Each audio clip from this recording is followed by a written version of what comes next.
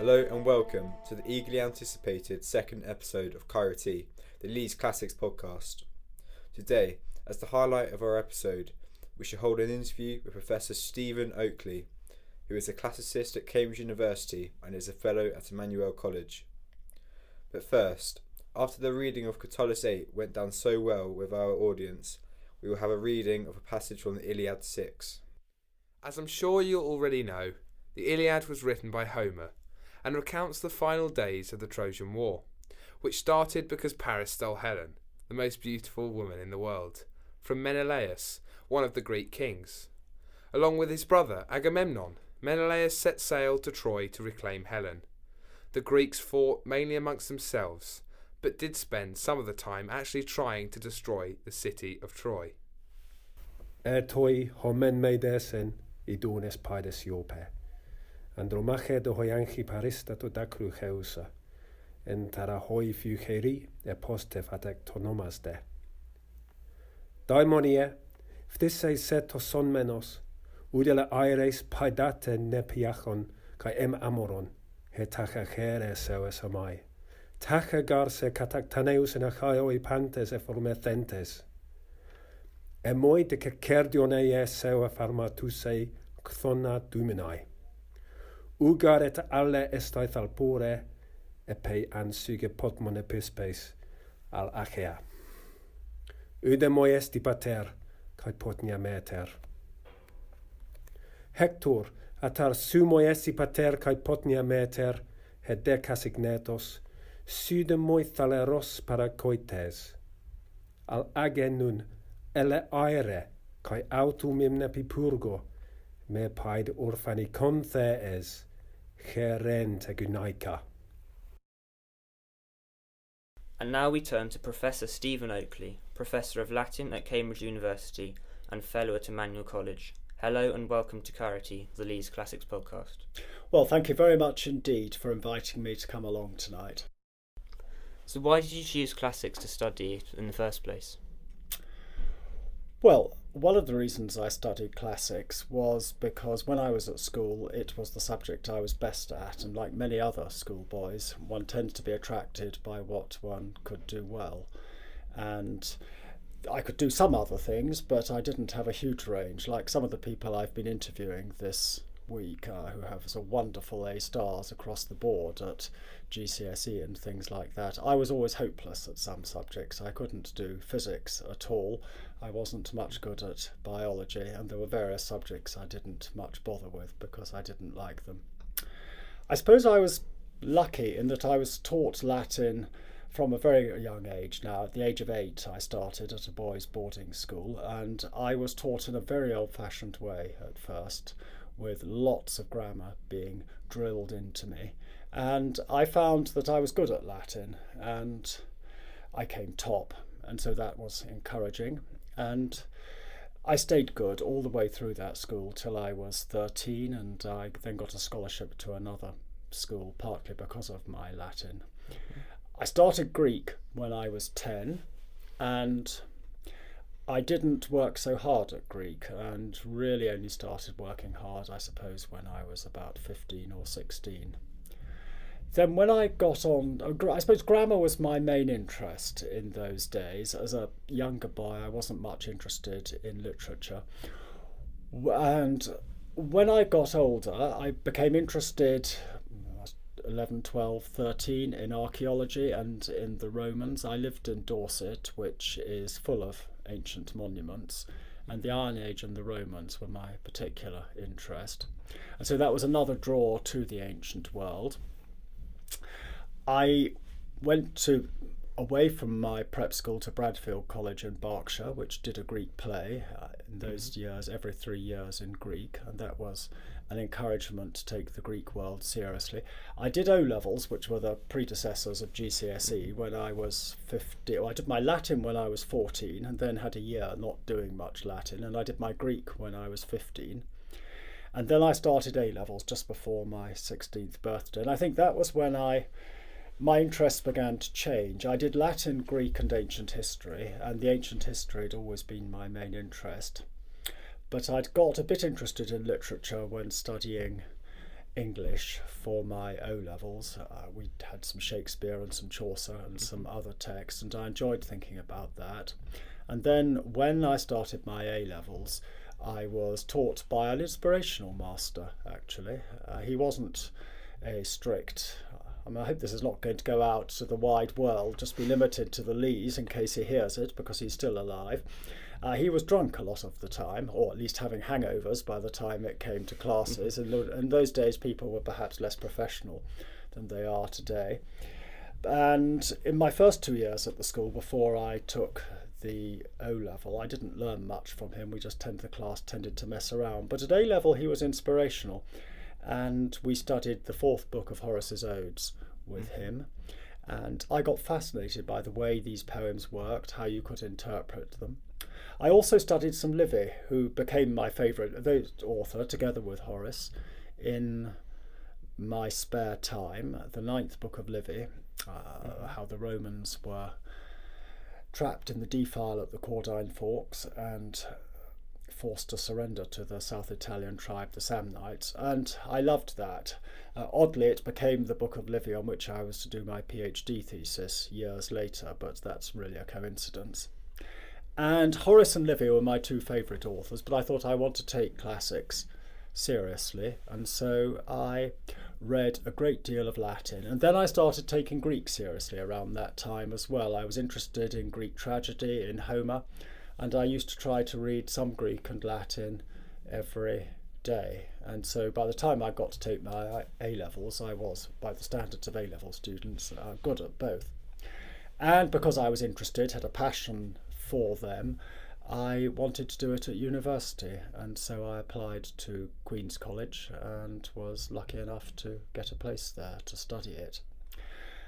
My interest in ancient history began to go on the wane a bit, and I did it for A-level, but I did that at A-level in just a year. I was more interested in literature, and I suppose it was only revived when I started my doctorate.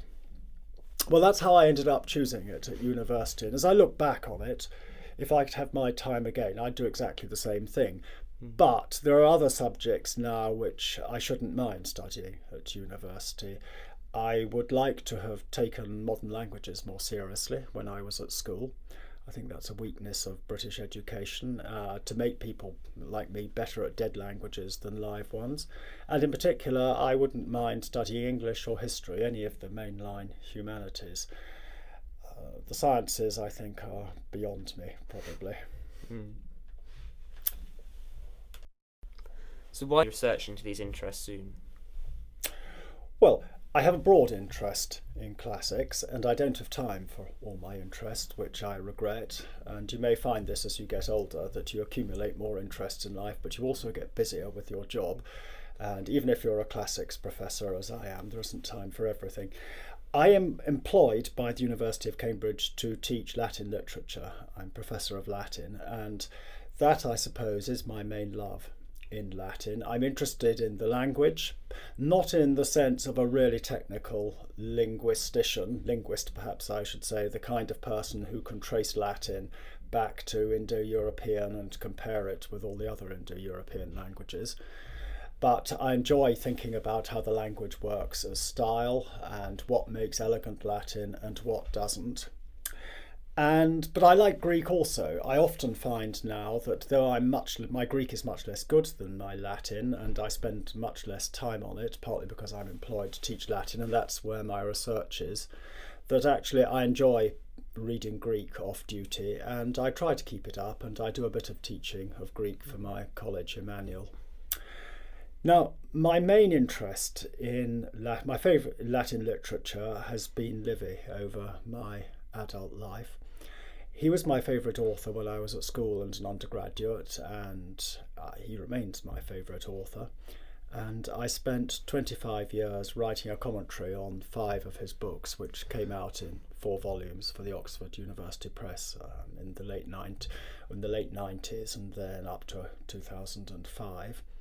And that involved my studying Livy's use of Latin, his literary techniques, his historical techniques, and also commenting on anything of interest and what he said in about 300, 400 pages of text, which were dealing with the Roman conquest of Italy in the period from, I know this so well, I've forgotten it, 390 to 293 BC.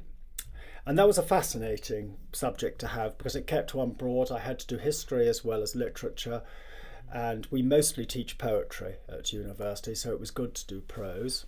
And I had to study textual problems, I got into manuscripts. I also got into the topography of southern Italy because the Romans were conquering people called the Samnites, and my first book was actually a study of that topography because it took on a life of its own, my visits to the area, and I wanted to make a map of all the sites that were known, which in those days in southern Italy they hadn't got round to producing anything comprehensive. So I did this work of synthesis, and that actually was my first book. That took me till about 2005, and since then I have written the occasional piece on Livy that's going to be published, but my research has taken a different turn, and I now study the transmission of Latin texts, and that is how they got from antiquity, or indeed from the author, but really from the end of the Roman Empire to the beginning of printing.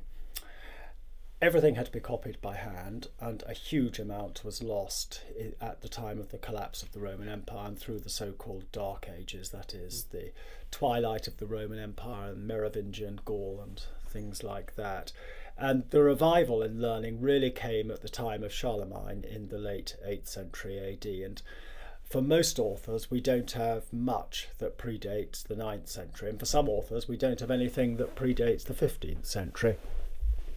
So how do you decide which are the most important manuscripts for an editor to use? How do you study the spread of a text over Western educated Europe, by which one really means Italy, France and Western Germany and Switzerland, but with occasional outposts in Spain or England or occasionally somewhere else, or Poland, for example, slightly more exotic. And of course I count the Low Countries really as part of France and Germany. And these two questions go together because you try to produce a family tree of manuscripts, and you can see that the manuscripts at the top of the family tree are the ones that editors ought to use for editing a text. And you can also use the family tree going down it to see how a text spreads into different places, and sometimes how two different streams of text which have got separated because there are two copies, each with different mistakes, generated others, how they got cross-fertilised. So I've done that on quite a lot of authors, and my main task at the moment is to get hundreds of thousands of words from being nearly complete actually into a press and to get it published in time for our next research inspection. And the authors are Quintus Curtius Rufus, who wrote a history of Alexander the Great, not much read these days because his history is not very fashionable. It was a rhetorical history, full of moralising points and sensationalism. It's a good read, but it's, shall we say, not terribly reliable on what it says about Alexander. Then I got interested in some other things. Vitruvius's work on architecture. I know absolutely nothing about architecture, but I was interested in some problems in the manuscripts. Cato and Varro on agriculture, again texts that aren't much read. I don't know a great deal about agriculture, but the transmission of these texts interested me. A commentary written by a chap called Porphyrio on the poems of Horace. And also a rather strange work, the spoof history of the Trojan War, written by someone who claimed to be called Dictys of Crete, that's Dictys. Now, this was a work that was written in Greek, and that was disputed for many years. In the Latin version, it says it was a translation of the Greek, but people used not to believe it, or at least some people didn't. But then Greek papyri turned up with what was obviously a Greek version of the Latin on it at the beginning of the 20th century, and a few more have recently come to light in the earlier years of this century. And it was translated by someone called Septimius in about the 3rd century AD, and it claims to be the eyewitness account of a chap called Dictys, who was a companion of Idomeneus and wrote this history of the Trojan War, which is notably different from Homer's account. And it then got buried and was dug up in the time of Nero, all of which is a complete fantasy. I would think. I'm sure it is complete fantasy. It's just possible, perhaps, that the text was written in the time of Nero, but that would be the limits of it. Anyway, I looked at all the manuscripts of that. It was quite a fun thing to do, though obscure. I've also looked at various speeches of Cicero, a more mainline author, and I've got into some of the church fathers who wrote in the late Roman Empire. The St. Cyprian, the first famous Christian one of the first famous Christian martyrs, and Leo the Great, one of the cardinal popes in the early history of Catholicism. And so that is what I've spent a lot of the last 10 years working on. And yes, I have time for research. I have less time when I'm teaching undergraduates and graduates and going to meetings in the university term time. But I got to London yesterday where I was looking at some manuscripts. Actually on Catullus, whom I'm also interested in, more mainline author, and I've got to write a piece on the manuscripts of Catullus. But I don't want to do manuscripts forever, and I hope to get back either to Livy or perhaps to writing a commentary on a Latin poet in the foreseeable future, but everything takes longer than one hopes. You research into these interests. What are the benefits of classics to a school student, in your opinion? Well, perhaps it's easiest to answer that by talking first about older students who might be doing it for A-levels, and then to look at younger students who are doing it who might be considering doing Latin or even Greek for GCSE. And I think the great advantage for older students of classics is the variety that the subject gives. It's a great introduction both to languages and also into culture. It's a way into a different civilization that is hugely interesting.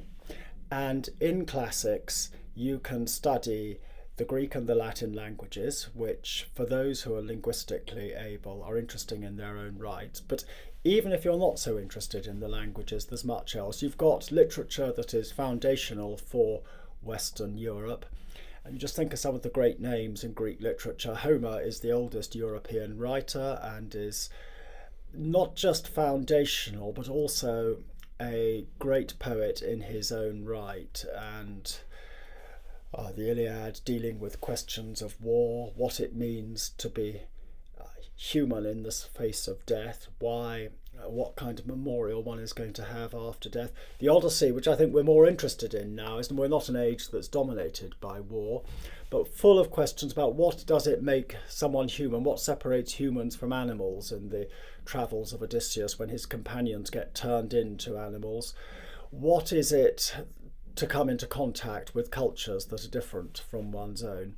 So those are two great texts at the beginning of Greek literature, and there's so much else. There's the power of tragedy, Aeschylus, Sophocles, Euripides, great writers. And I was talking recently in interviews with students who've been doing Euripides' Medea, a play in which a woman is so angry with her ex-husband that to spite him she kills her own children.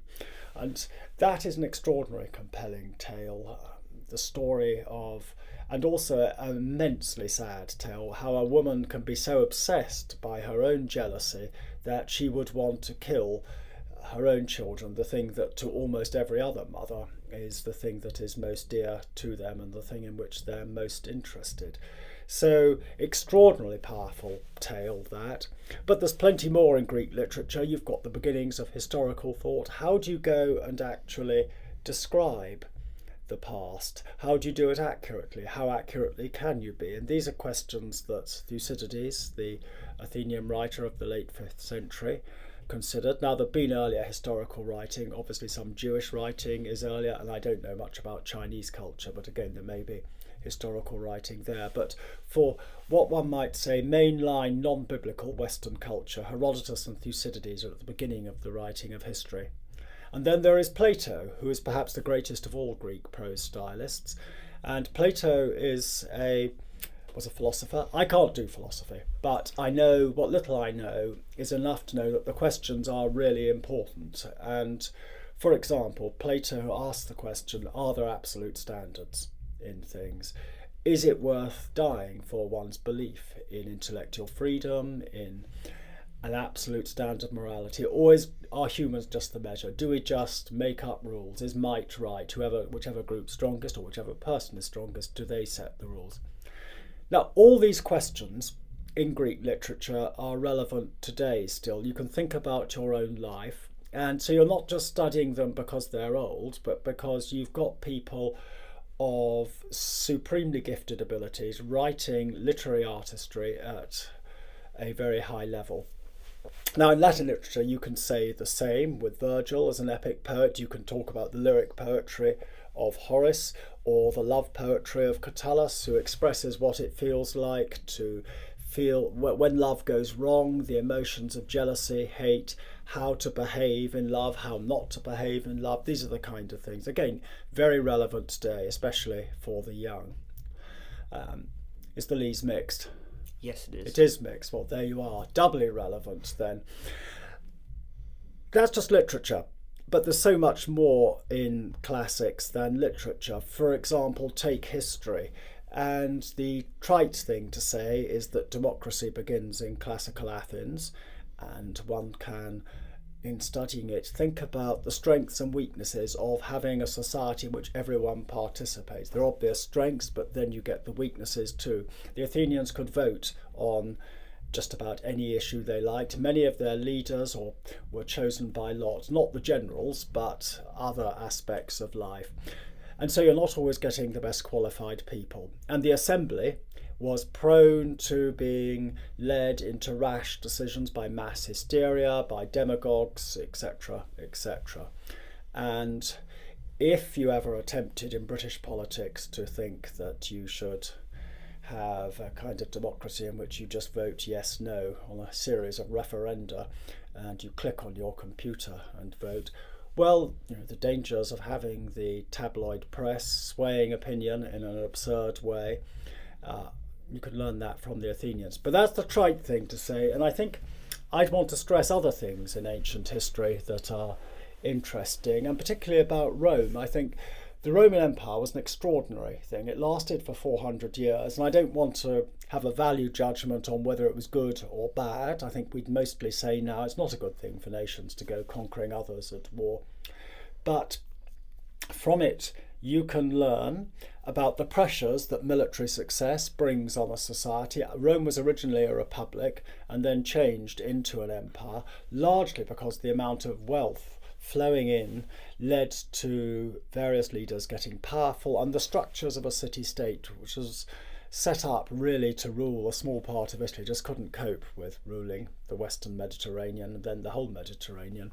But Rome, when it became ruled by emperors, developed the system of provincial government, and the whole idea of how do you relate devolved administrations, local government in our terms, to a centre is something that the Romans were really very good at, because that empire lasted for 400 years or so, and you can learn a great deal about law and order from the Romans.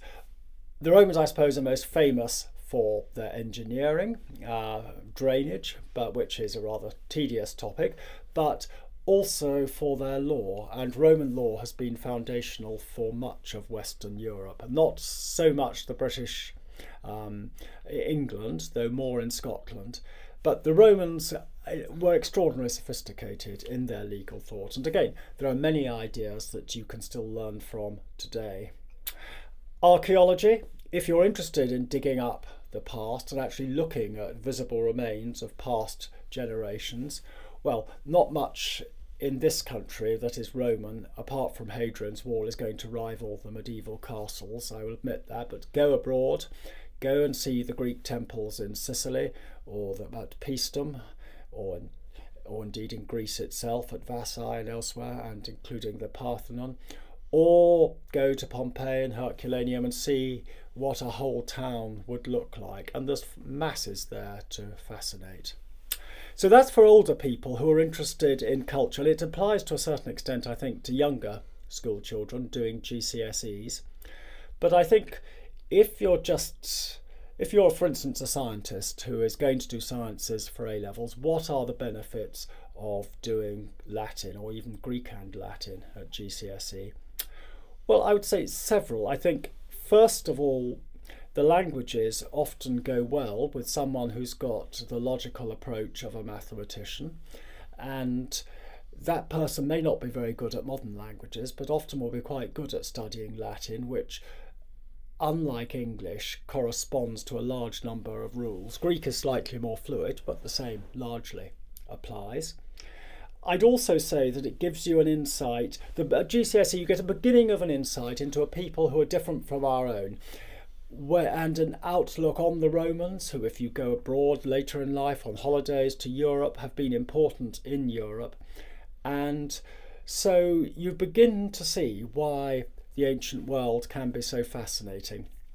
One thing I haven't said yet and should have done is that I think there's a misconception about the ancient world, that it's just a small number of people in a small off place, in a far off galaxy a long time ago, or whatever the saying is. Actually, the ancient world is chronologically very long. I don't know when you want to start it, but if you start it with our first Greek text, the Linear B tablets, then you're talking about perhaps before 1000 BC. And if you keep going until ancient Greek stops being written, it's hard to draw a cut-off point, but certainly at around 600 AD, they are still writing Greek. I imagine the spoken language had changed considerably, but the written language was still recognisably classical. With a classicist training, you can read it. Now that is 1600 years. Okay, as a classicist, you might struggle with Linear B, but go back to Homer, who is in the 7th century BC. What's that? About 600 BC. 600 BC to 600 AD is still 1200 years. Now, compare that with British history. 1200 years ago, we would be in what? 800 and... what year are we in? 817. I lose track. The years go by so fast when you get older. 817. And, well, that takes us way back. It takes us back before Alfred the Great. So the whole expanse, almost, of British medieval and modern history. Classics is longer than that. And of course, in the Roman Empire, you're dealing with a history that embraces the whole Mediterranean, and not just the Mediterranean, but the Atlantic coast, all the way up from Spain to Scotland, really, and of which Britain was part. And as I say, it's a subject which touches on every area. If you're interested in ancient engineering, which very few people are, because not many people have the skills in science and in the languages to do it, but there are technical treatises from the ancient world which exist largely growing dust on library shelves because they are difficult, but there's something there for everyone. So I would say to younger students that yes, have a go at Latin. It may not be something that you're going to do for more than 2 years, 4 years, whatever it is, but you won't regret it, and you'll have that superior feeling that you've done Latin.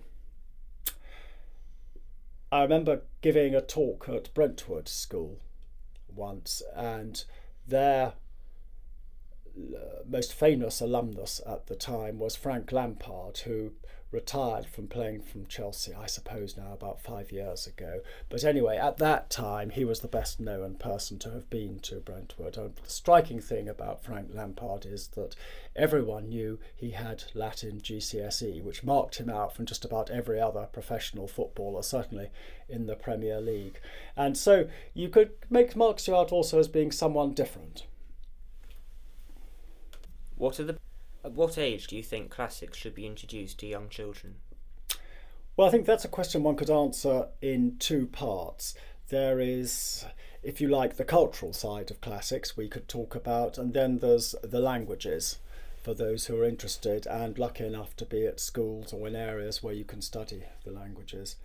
And on the cultural side, I don't see any reason why people shouldn't learn something about the Greeks and the Romans at quite a young age. I remember my own children learning, I think they did the Greeks, the Romans, the Egyptians in primary school. I can't remember in exactly which years, but they were quite young. I don't know, sort of 6, 7, 8, that kind of age. And that seems to me to be a good thing. It's important to know about the past. A society that knows nothing about its past is not really able to cope with the problems of the present in any way that is sophisticated and has any depth. And the Greeks and the Romans are obviously not the only interesting bit of the past. There's a great deal in this country that's happened since then. But they are an important part of the past. They're the beginning of the past, and they are interesting. And the tales of the myths are fun things to talk about in their own right, at least if given in a sanitised way, so that they're not, the more frightening aspects are not told to those who are too young. And so I think they work well in those schools. Now, people are far more mobile than they were in the old days, even when I was young, let alone when my parents and grandparents were young. So they're more likely to travel abroad. And I think introducing people at quite a young age to seeing Roman remains, having outings to see some of the major Roman sites. Obviously, if you live in the north of England, that is better because you've got Hadrian's Wall, which is the best Roman site in Britain. But there are other things in the south. There's the palace at Fishbourne. There are good museums in London. There's a good museum here in Cambridge at the Fitzwilliam, which has an excellent is the room the right word? I can't remember what it's called. Anyway, has an excellent display of Greco-Roman antiquity there. And it gets people at a young age to learn that things were different and that when they go abroad there are interesting things to see. And it may be they will turn out that all they want to do when they go to the Mediterranean is lie on the beach. But if they get bored of lying on the beach and they don't particularly like paintings, then there are a few more evocative things to do than to go and see the great classical sites. And I wish I'd travelled more. And I've got masses to discover still, and future holidays. Tunisia when it's safe to go, and in the Near East, Turkey, I must get to, and there's so much to see there. So I think it's a good thing for someone's general awareness and for a potential interest which could develop in archaeology to be exposed to the Greek and the Romans at a young age. Now, on the languages, it's an interesting question. I was lucky enough to be taught Latin when I was 8, and just before my 9th birthday. And since I am now just 59, as of a few days ago, that means I've been studying Latin for 50 years, and I'm profoundly grateful that I learnt it young. One of the advantages of being taught Latin when you're young is that the brain is at its freshest. So what I learnt in those years, it sticks. In the way that when you start the languages later, even in your late teens, it's not quite so easy for it to remember it so quickly. But that is unusual nowadays to find people who start Latin so young. As you've heard, I'm 59, and I grew up in a world where the curriculum was more limited. The sciences weren't taken so seriously, though my school was beginning to take them seriously. Modern languages weren't. There weren't subjects like sociology and politics, and we didn't bother much with creative arts or anything like that. It was an old-fashioned education. And I do think, though, that the earlier you can learn some Latin, the better if you're going to go on with it, because to get the foundation securely in place is going to build confidence when you get on to study the literature. Now, many younger students, boys and girls under the age of 12, are often not going to be terribly interested in literature. I think probably you need to get into your teenage years to appreciate texts and to start analysing them and to think about the problems in life that they pose. But if they're like me and like some of the other young children I've seen, then they might enjoy learning things off by rote. They might enjoy systems. They enjoy the logic of the languages. So I think you should make the most of that. And again, if people have the chance of learning Greek when it's young, I would encourage them to do that. But I was fortunate, and it's never too late. And you can take up Latin when you're doing GCSEs. You can take up Latin on the side when you're doing A-levels. And one of the great changes in Cambridge in the last 15 years at our university has been the introduction of a beginner's Latin course for undergraduates. In the old days, you couldn't start Latin at university, but now you can. And they have to work hard. They need to do an extra year than the other classic students, but they all do very well, and some of them do extremely well indeed in the proficiency that they get at Latin. And There are people who learn Latin. I've come across who've taken up Latin and Greek in their old age, in retirement. When I was at the University of Reading, such people would sometimes come along and do language classes. And so it's never too late. I'll cut that. At what age? It is sometimes said that Latin is a training of the mind. Do you agree with this? Well, I think I both agree and I disagree. I wouldn't want to say, as some people do, that Latin is superior to other subjects in the humanities. And talking as someone who teaches in a university, I'd like to think that all the mainline humanities have great value for two reasons. Firstly, because they're dealing with interesting questions about life, whereas the natural scientist is interested in the way the world works in a physical sense. Those of us who are in the humanities are interested in the way humans think and in the way we understand our past, and if you're on the sociological side, the way you understand our present. And to gain such understanding, you need to be able to think logically, you need to be able to argue coherently, and you need to do it well, you need to be intelligent. So I would not want to say that the classicist or the subject matter of classics is superior in itself to anything else in the humanities. I happen to be very interested in the ancient world, but I've got colleagues who are fascinated by, for example, England in the 17th century, and they can argue and think quite as well as I can, probably better, because some of them are more intelligent, many of them are more intelligent. However, I do think that there are elements in classics that for which this is true. The way the languages work with a much more extensive systems of conjugation and declension of verbs and nouns, and with many more inflections, means that when you begin to learn Latin, you do need to think logically, you need to fall back on the rules, and you need to have confidence in your grammatical structures. And I think that does impart a way of systematic thinking, of logical thinking. It is a good training, and that is why some people who are good at maths and some of the sciences actually enjoy Latin. And why people who are sometimes interested in slightly fuzzier questions perhaps are less good at it. So in that sense, I would say yes, it is a good training of the mind. Well, thank you very much for answering our questions, Professor Oakley. Well, thank you very much, Arthur, and let me wish you and your colleagues and anyone else who's listening all the best in their studies, and I hope that you all flourish at school and university as you wish. Thank you very much. We hope that you, fellow members of this Classics Renaissance, found that interview interesting and thought-provoking, and that it helped to provide an insight into why classics is beneficial. In our next episode, we will be joined by Natalie Haynes, a writer, broadcaster and journalist who also studied classics at Cambridge.